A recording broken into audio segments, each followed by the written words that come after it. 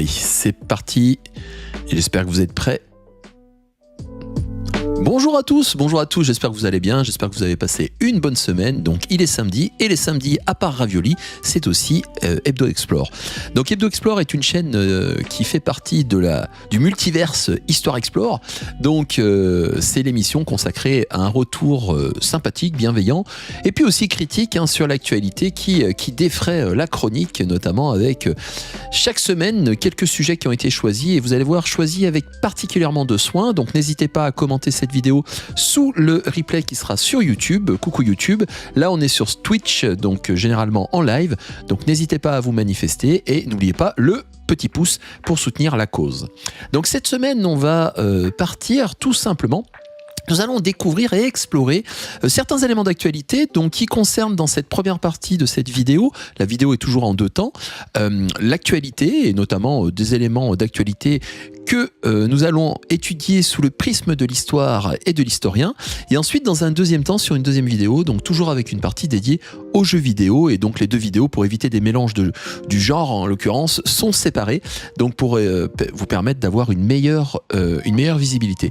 Alors n'hésitez pas également à utiliser le chapitrage, donc qui se situe sous la vidéo. Donc par ce biais-là, vous pourrez tout simplement choisir les éléments du sujet abordé qui peut vous plaire ou pas. Alors cette semaine, je vous amène au State. En l'occurrence, vous avez peut-être entendu parler de cette polémique qui est née d'un obscur homme politique français, comme l'a affirmé la Maison Blanche. Je vous en dis pas plus, on va tout de suite voir ce petit extrait vidéo. Hop là. Alors, nous sommes dans la salle de presse de la Maison Blanche avec donc cette jeune femme, donc porte-parole de la Maison Blanche, qui s'appelle Karoline Leavitt et donc qui est un peu le chien de défense de Donald Trump, c'est-à-dire qu'elle est destinée tout simplement à contrer les attaques du président. Donc tout simplement, elle est là pour faire le job, à la fois diffuser la bonne parole de la Maison Blanche, mais aussi pour tout simplement protéger son président quand ce dernier est menacé. Donc on est un peu dans une cour d'école généralement depuis que Trump a pris le pouvoir, et donc généralement ce poste de communicant demande du doigté, demande des éléments de discours, une réflexion notamment, c'est-à-dire la possibilité tout simplement de pouvoir répondre avec la bonne phrase, le mot juste. Alors là, depuis que Trump a pris le pouvoir, on est retombé quand même dans les affres d'une communication qui est punchline, et punchline prends-le dans ta face, et notamment avec un coup d'éclat donc d'un obscur homme politique français, comme l'a indiqué cette madame Leavitt. Donc obscur homme politique qui est Raphaël Glucksmann, qui donc dans son groupuscule, son petit parti politique, a essayé tout simplement de faire parler de lui, et il y est arrivé avec une seule phrase, un seul mot, qui est remonté jusqu'à la Maison Blanche. Et forcément, vu qu'on est dans un temps de communication, d'ultra-médiatisation du moindre fait, je vous le donne en mille, la Maison Blanche lui a répondu quand ce dernier a osé indiquer que la Statue de la Liberté, que la France a offert aux États-Unis en 1886, tout simplement revienne dans nos pénates françaises. Allez, on regarde l'extrait. Vous allez voir, franchement, c'est priceless, comme disent les Anglais. Allez, on regarde cet extrait. Accrochez-vous bien, ça dépote. Rendez-nous la statue de la liberté. Donc Glucksmann, un peu chaud dans son meeting, balance cette punchline. Alors regardez bien comment va se passer la séquence. Médiatiquement, c'est assez intéressant. Donc il fait tout un grand discours, et il le termine par... Forcément, il sait l'effet qu'il a fait. On vous en a fait cadeau. On vous en a fait cadeau. Mais apparemment, vous la méprisez. Alors elle sera très bien ici, chez nous.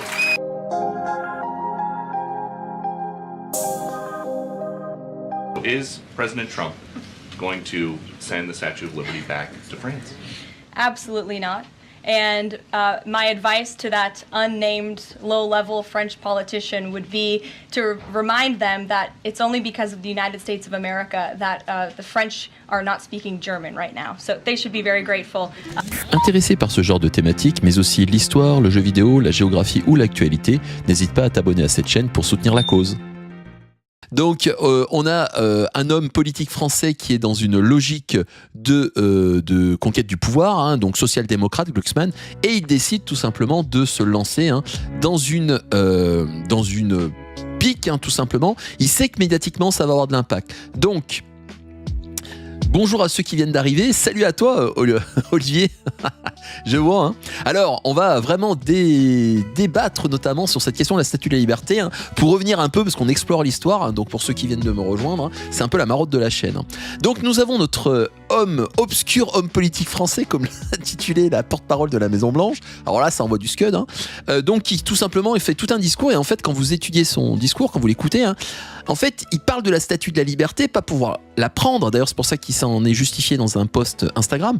Mais c'est tout simplement pour indiquer que, étant donné que les États-Unis sont dirigés maintenant par un tyran, donc avec la diminution des libertés et une grosse inquiétude sur l'orientation américaine des États-Unis, et ben tout simplement, il indique que cette statue qui représente la liberté et qui est un cadeau de la France, doit tout simplement revenir dans ses pénates françaises. Donc il y a cette idée-là. Alors bien entendu, c'est un symbole, c'est un élément de langage. Il y a aucunement, il n'y a pas Monsieur Glucksmann qui va arriver avec sa grue et qui va soulever les 200 tonnes donc de cuivre pour les ramener en France. Même si le cuivre de nos jours coûte beaucoup d'argent, se dit en passant. Donc il balance sa phrase. Regardez la réaction des différents militants dans la salle. Hein. La statue de la liberté. Alors, on va le voir après. Bon, forcément, on reviendra sur la punchline donc, de cette Madame Leavitt. Donc voilà, c'est le congrès de son parti, place publique. Voilà, c'est un meeting, voilà, donc on a quelqu'un qui se positionne hein, sur la scène française. De la liberté. Voilà, donc vous voyez la réaction, forcément, la punchline, elle est bien trouvée. Hein. Et ça, le cadeau, c'est vrai. Hein. On vous en a fait cadeau. Mais apparemment, vous la méprisez. Alors elle sera très bien ici, chez nous. Quand on voit ça, j'ai pensé à Ghostbusters. Alors regardez comment elle réagit, la porte-parole. On lui pose la question. Elle sourit avant que la question soit terminée, avant qu'on parle de la Statue de la Liberté. Donc, elle sait la question qu'on va lui poser. C'est-à-dire que le journaliste qui est dans la salle, vous avez des journalistes qui sont choisis, hein, donc qui donnent la parole. Si vous avez vu la très grande série West Wing, donc à la Maison Blanche, vous avez tous les mécanismes de la politique américaine. Et en fait, dans cette série, on comprend très bien comment fonctionne la salle de presse. Hein. Il y a des journalistes avec qui ça passe bien, des journalistes qui sont copains aussi politiquement. Et là, en fait, ce journaliste-là, cette question-là, elle n'est pas anodine. En fait, elle a été préparée en tant que telle. Il y a eu des sources qui sont sorties sur cet élément-là. Tout simplement, ils se sont mis plus ou moins en contact. Donc avant que la question soit finie, elle sourit, elle sait pertinemment ce qu'elle va dire, et je me demande si elle ne l'a pas déjà dit avant. Donc vous voyez, on est vraiment dans une logique de communication. Alors, est-ce que les États-Unis vont rendre tout simplement la Statue de la Liberté à la France? Back to France. Absolutely not. And my advice to that unnamed... Alors là, franchement, le scud sur Glucksmann. Alors j'espère qu'il va se faire des t-shirts homme politique de seconde zone inconnu. Hein. Parce qu'alors franchement, qu'il y ait une répercussion, on se dit quand même dans la première puissance du monde, c'est quand même pas mal. Donc là, il a réussi son coup, hein, soit dit en passant. Cette dame-là, elle n'a pas trop compris. Mais enfin bref, ça permet de rebondir dessus. Donc elle va lui donner un conseil. Low-level French politician would be to remind them that it's only because of... De leur rappeler. Et là, ce qui est intéressant, c'est que si elle ne s'adresse pas dans son langage, hein, dans sa tête, hein, dans sa maternité, à cet homme politique inconnu, elle nous rappelle cela à nous tous, Français. Donc c'est bien un message qui est envoyé en tant que tel. Hein. Alors, mais on peut s'étonner, voilà, de cette liberté d'expression qui est en train de disparaître aux États-Unis. Et tu as raison, on est face à une situation qui est quand même hyper inquiétante aux États-Unis. Donc là, on a quand même qu'un pic qui les a fait réagir. Donc là, elle nous rappelle quelque chose, que c'est seulement grâce aux États-Unis d'Amérique. Attention, ça va vous faire bondir. Accrochez-vous bien à votre slip ou à votre culotte. Hein, c'est réalisé sans trucage. Hein. The United States of America that the French are not speaking German right now. So... Voilà. Elle a tout dit. On doit être donc très reconnaissant envers ce grand pays, son pays, hein. Et ça explique pourquoi maintenant on sait qu'on a un mauvais niveau en LV2, en allemand, pourquoi on est des billes en langue étrangère. Alors là, je tiens à la remercier parce que franchement, tous nos collègues qui apprennent la belle langue de Goethe ne comprennent pas pourquoi ça accroche pas avec les Français. Et ben grâce à eux, on le sait. C'est à cause d'eux qu'on parle pas allemand aujourd'hui. Alors, je pense que vous avez compris pourquoi elle fait ce pic-là, hein. Parce que forcément, ça sous-entend que si nous vivons pas en Germanie, c'est grâce à eux, grâce aux boys américains qui sont venus nous délivrer en 44, etc. Alors là, on va revenir dessus parce que franchement, en tant qu'historien et prof d'histoire, il y a tellement de choses là qui se bouleversent dans ma tête quand j'ai entendu ça. Donc on va faire un petit débriefing. Alors je vous promets, je vais essayer de pas être trop pénible là-dessus, hein, mais c'est énorme, hein. Donc on est face à une reconstitution, à un élément de langage et une idéologie qui est derrière, hein, la Grande Amérique, en l'occurrence à Oncle Sam, hein, merci l'oncle d'Amérique. Donc on a l'impression qu'on retombe dans du Sardou, hein, grâce au ricain, on n'est pas en Germanie pour ceux qui ont la ref. Donc là c'est un élément qui m'a fait réagir et je voulais en parler avec vous, je voulais vous faire une vidéo dessus parce que il y a beaucoup de choses à dire, donc n'hésitez pas dans le commentaire sous YouTube à donner aussi votre opinion là-dessus. Alors première chose à faire, déjà cette statue de la liberté. Pourquoi cette statue-là, elle agite autant de fantasmes côté français et comme côté américain sur le symbole qu'elle représente, la liberté qui accueille ces réfugiés du monde entier, hein, vous savez, vous connaissez toute la mythologie autour du monument, au niveau de ce texte littéraire qui est au socle de la statue, qui dit que désormais l'Amérique accueille justement tous les malheureux du monde, etc. Alors, soit dit en passant, vu la politique migratoire actuellement de ce gouvernement, on peut se demander s'ils connaissent bien leur statut de la liberté.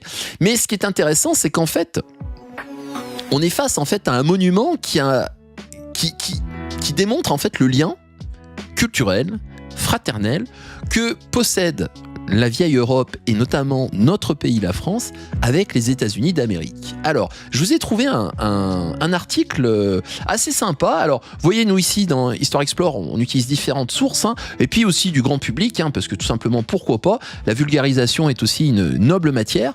Et je vous ai trouvé notamment un article sur Géo.fr, donc magazine dédié à la géographie, aux beaux paysages, aux belles photographies, et puis notamment tout un article sur cette folle histoire franco-américaine de la Statue de la Liberté.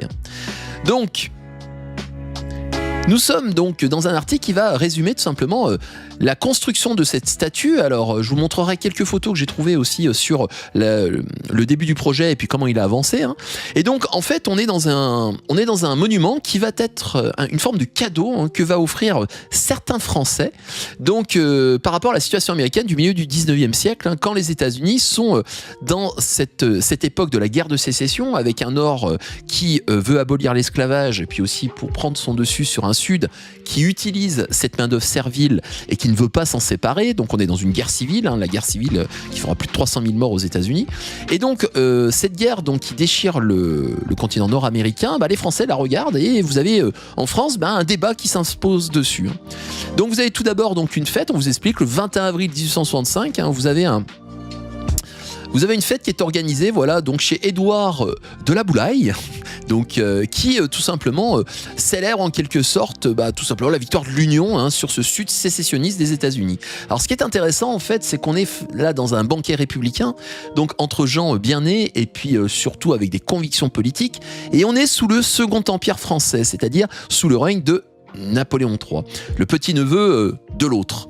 Et donc, notre Napoléon III, lui, au contraire, il n'est pas favorable à l'Union, il est plutôt favorable aux États sudistes, hein, notamment par rapport à sa prise de position sur le Mexique, qui a été un désastre militaire côté français.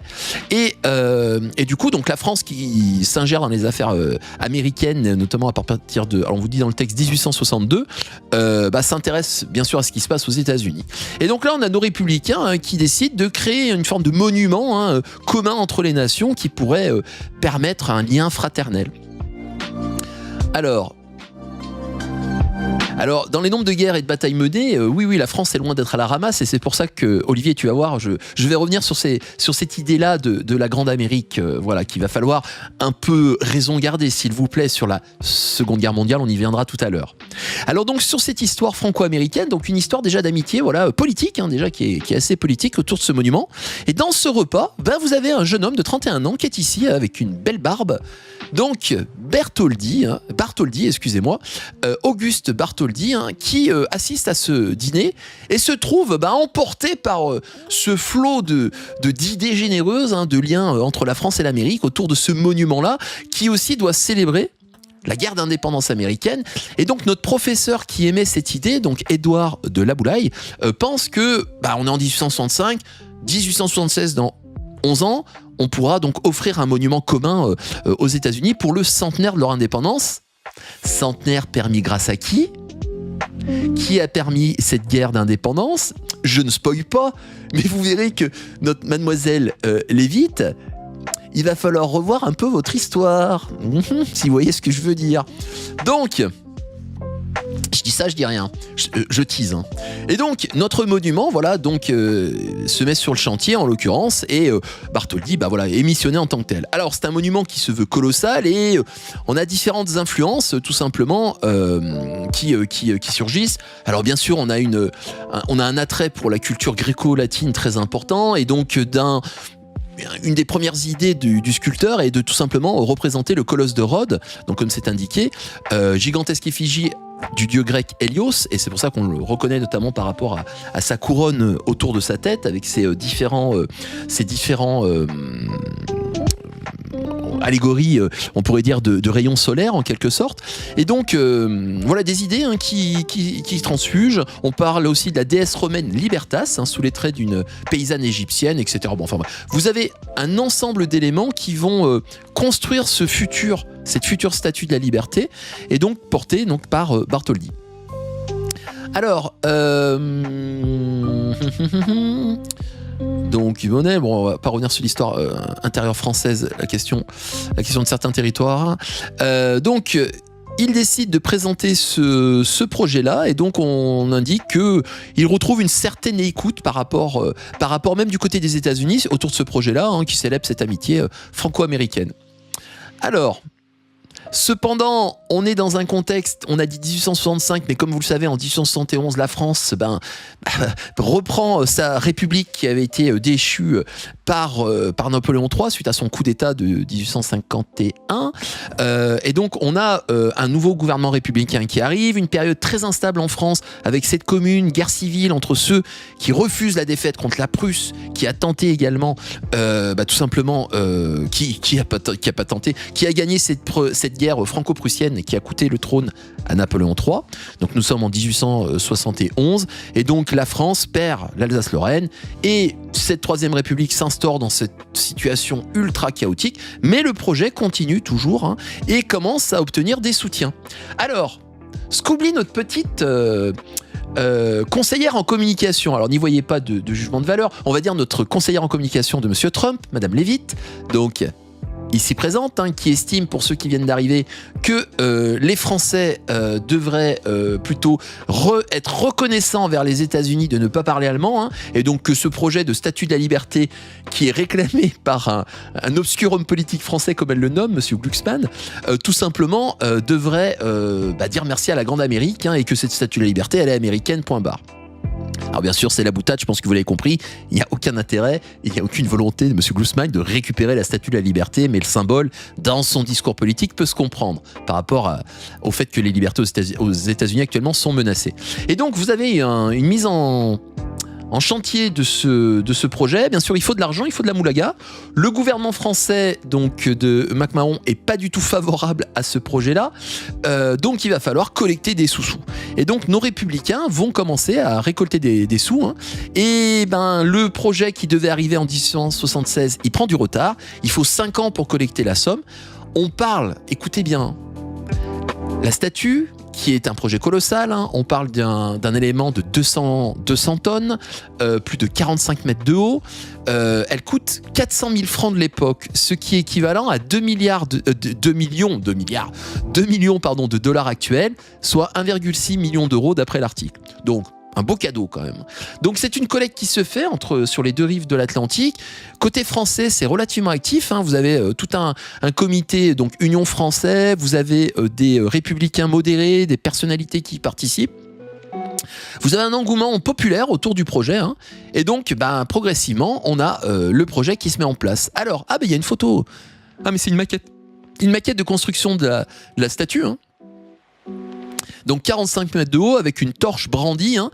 Alors elle a été conçue cette torche, je ne savais pas, ça par le célèbre. Salut Eugène. Donc l'un des pères de la sauvegarde du patrimoine, donc Eugène Viollet-le-Duc. Oui, l'Alsace, c'est le nord de la Moselle. Tu as raison de me reprendre. On dit toujours l'Alsace-Lorraine, mais c'est le nord de la Moselle qui a été concerné. Tout à fait. Merci de m'avoir repris, Olivier, sur ce lapsus malheureux, parce qu'en plus, je le dis à mes élèves. Ça. Donc, Eugène Viollet-le-Duc va s'occuper de la torche, hein, et sa couronne de rayons font beaucoup parler d'elle dans les rues de Paris.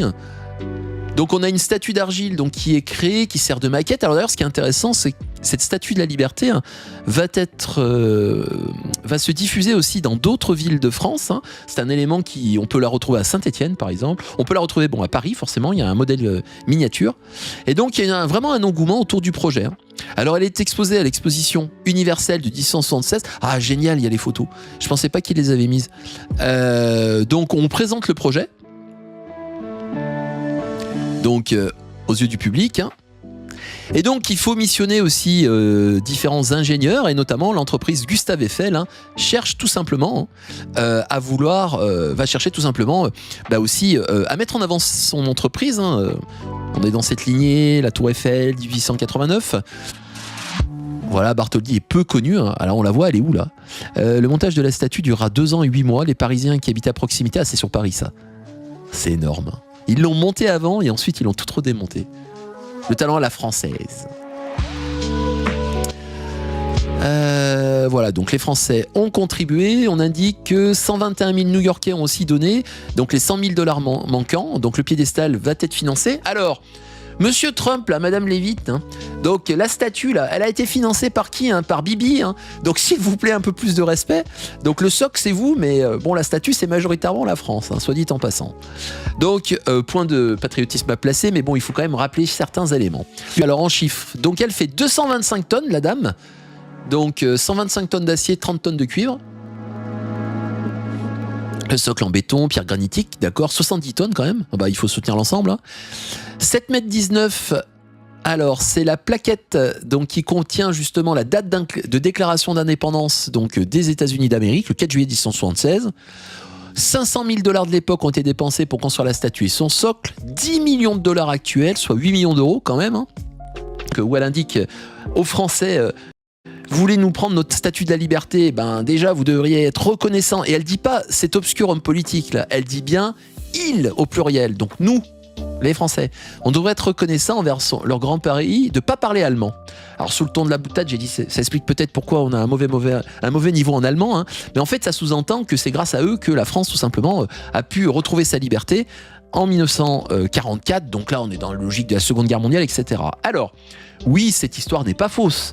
Il est évident que les États-Unis, qui étaient le cœur industriel des Alliés, c'est-à-dire avec des capacités de production énormes de matériel, ont contribué avec leur boy à lutter contre les forces de l'Axe. Ça, c'est indéniable. On peut pas le remettre en cause. Sauf que l'histoire, c'est de la nuance. On oublie bien souvent qu'il y a eu d'autres pays qui se sont battus, et puis on oublie bien souvent qu'il y a des Français qui se sont battus, et puis également des territoires et des populations sous autorité française qui se sont aussi battus et qui ont contribué à la victoire du 8 mai 45. Alors, pour répondre à cette brave dame, je ne sais pas si elle regardera ma vidéo, si tu le fais, alors on peut se tutoyer Carole maintenant, on se connaît un peu mieux. Donc Carole, si tu regardes cette vidéo, sache que l'histoire c'est beaucoup plus compliqué que 2 phrases lues sur un prompteur. On peut aller beaucoup plus loin, notamment sur cette idée entre France et États-Unis. Alors, j'ai envie tout d'abord de lui dire une chose. Que si nous, en France, on le fera après ça, si nous, en France, donc, on ne parle pas allemand, c'est également, oui, parce qu'il y a eu des combats très durs qui ont été menés, Seconde Guerre, hein. En 1940, l'armée française débâcle abominable, les Allemands, par une stratégie audacieuse et puis aussi des erreurs stratégiques côté français et puis aussi un gouvernement français qui arrive progressivement et qui veut faire son coup d'état ni vu ni connu, je parle bien sûr du maréchal Pétain.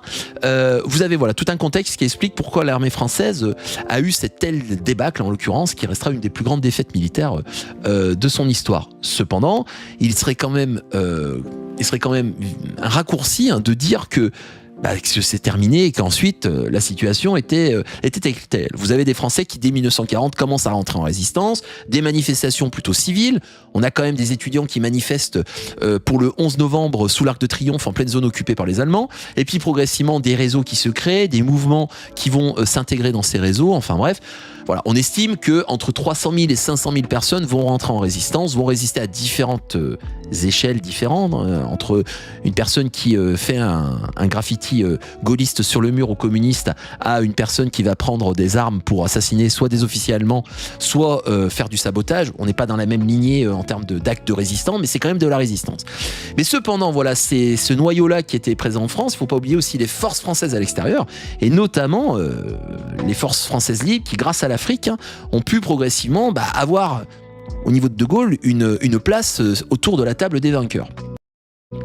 Et donc ces troupes coloniales qui se sont battues avec beaucoup de courage en 1940, vous avez certaines villes qui ont été défendues jusqu'au bout, au-delà du 22 juin, c'est-à-dire que les Allemands jusqu'au 22 juin et au-delà continuent leur descente vers le sud pour prendre un maximum de territoire. C'est pour ça que d'ailleurs quand Pétain demande la fin des combats le 17 juin, donc dans son appel où il dit voilà on a perdu, on arrête tout, parce que Pétain il a un projet qui est idéologique, préserver l'armée française et surtout jeter la République qu'il déteste.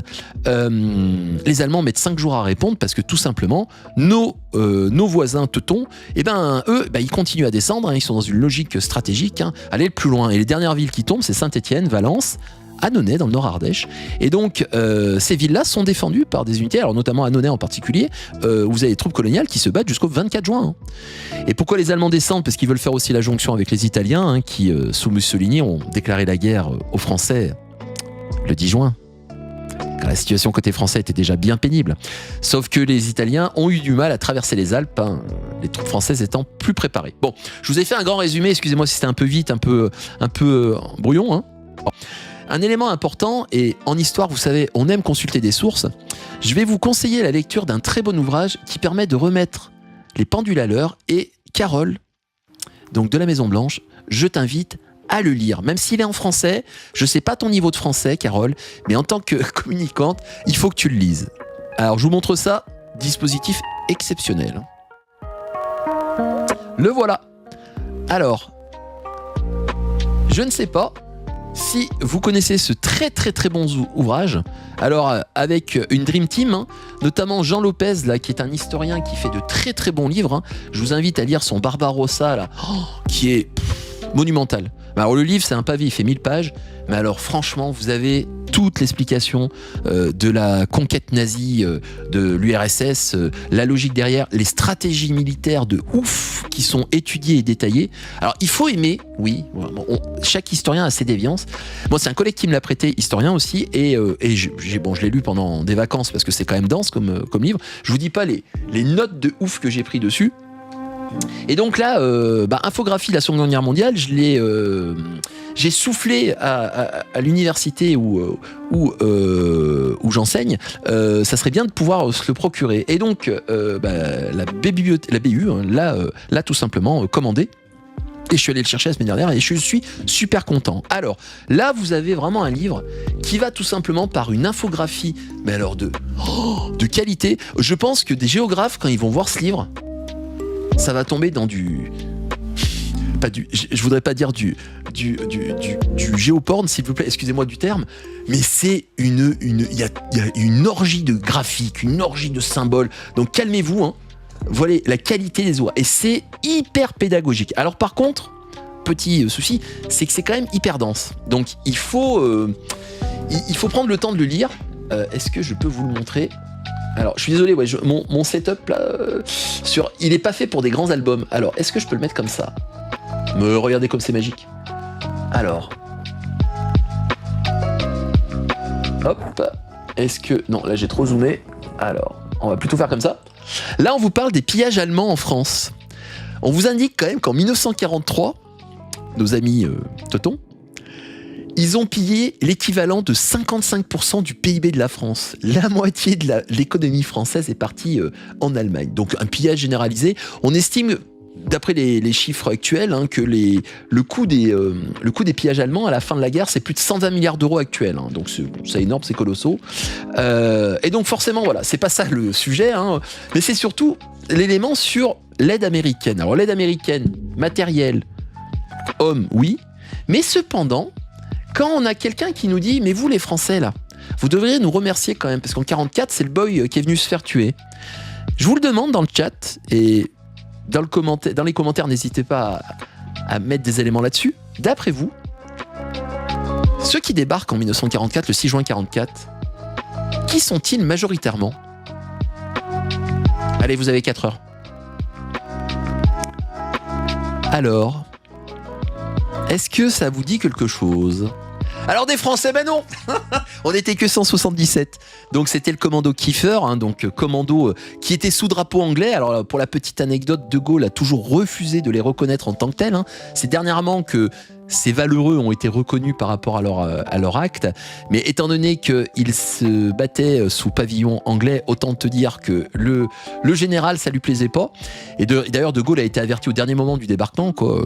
Il l'a su un peu, donc il était un peu vénère que la France soit pas mêlée à ce débarquement-là. Et d'ailleurs, c'est pour ça que De Gaulle, pendant très longtemps, a refusé d'inaugurer, de célébrer le 6 juin 44. Hein. Il préférait le débarquement de Provence, parce que même si c'est un débarquement qui a été permis avec du matériel américain et aussi des troupes américaines, mais qui sont en nombre nettement inférieur aux troupes françaises coloniales. Hein. Faut pas oublier que la France a été délivrée par ses troupes coloniales, hein, d'Algérie, du Maroc, ses tirailleurs, etc. Donc c'est pas le commando Kiefer, hein, 177 hommes valeureux qui ont été parachutés. Hein. Les États-Unis, ils ont mis 73 000 hommes, je crois, si je me trompe bien, donc qui ont débarqué dans le premier jour, hein, du débarquement, bien sûr. Hein. Alors je vous ai mis cette infographie qui vous parle, voilà, des différentes opérations de débarquement, donc l'opération Sword, Juno, donc les différentes plages qui ont été visées, Homa et Utah, bien sûr, qui ont été popularisées avec le film Il faut sauver le soldat Ryan. Quel titre moisi, se dit putain, en passant pour un film de guerre. Et vous avez, voilà, tout est les... Bon, je rentre pas dans les détails, mais regardez ce qu'on voit ici. Les Britanniques, là, les Américains en bleu, les Britanniques en rouge. Eh ben oui.